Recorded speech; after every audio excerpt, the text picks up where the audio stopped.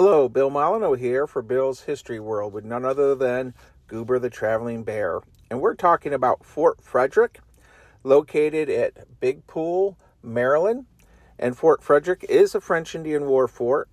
And they tried something totally different this past weekend, July 17th weekend. Fort Frederick had French soldiers garrison the fort. The idea was to give the tourists an idea look at, so rather than see British or Maryland provincial troops, you were greeted by French soldiers. And there is Robert Ambrose himself, the park ranger that oversees the different programs at Fort Frederick. And I've made several videos of Robert. So we are going to take a little tour of Fort Frederick for French days. So let's follow Robert and see what we can see. Well, there's a view of musket, his belly box, and his French uniform. Now, the French army would wear gaiters or leggings, as Robert's wearing around his ankles, and that would protect his legs from the briars and bushes.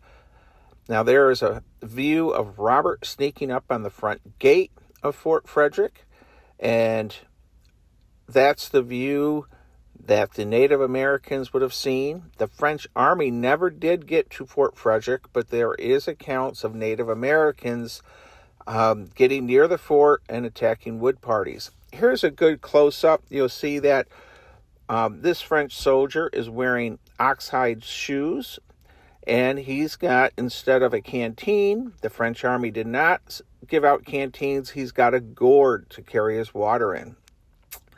And you'll notice he's standing here to fire his Charleville musket. And the Charleville musket was the standard musket of the French army. And it was a robust weapon. And many think it's better than the Brown Bess. And there's a lot of other people that say the Brown Bess was better than the Charleville.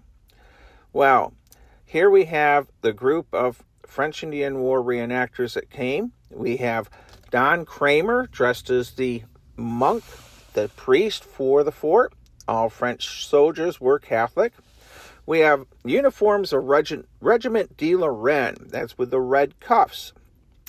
French Marines in blue cuffs, and then you'll see Lynn Otto, the famous historian, as milice, which is your French militia, wearing just a white shirt and a toque, a red toque, and a black scarf and a musket bag. The French milice did not have a lot of equipment, and they were more for scouting and raiding. And there we have Robert Ambrose, the commandant of Fort Frederick, the French fort, for the weekend. And I was told he had over 130 tourists visit the fort for this French weekend event. I believe it was very, very successful. And there is Don Kramer. He is also the captain of Regiment de Lorraine. He also is a minister, and he married my wife and I several years ago at a French Indian War wedding. And Don looks great there in that photograph as the Friar Tuck look. There's a closer-up view of Regiment de Lorraine. You'll notice the large cartridge box. He's also wearing a sword and nice shiny gaiters around his legs. Now, the Regiment de Lorraine is a line unit from France. When you have the French Marines, you'll notice they have blue cuffs, and they are Department of the Navy. So they are more covering the forts and the interior of New France, while Regiment de Lorraine would be covering campaigns. And here we have Lynn Otto again, wearing his red toque, black scarf, white shirt. He'd be wearing a breech clout and a musket and nothing else but a shot pouch and some leggings. And the French milice normally raided the farmsteads with the Native American allies.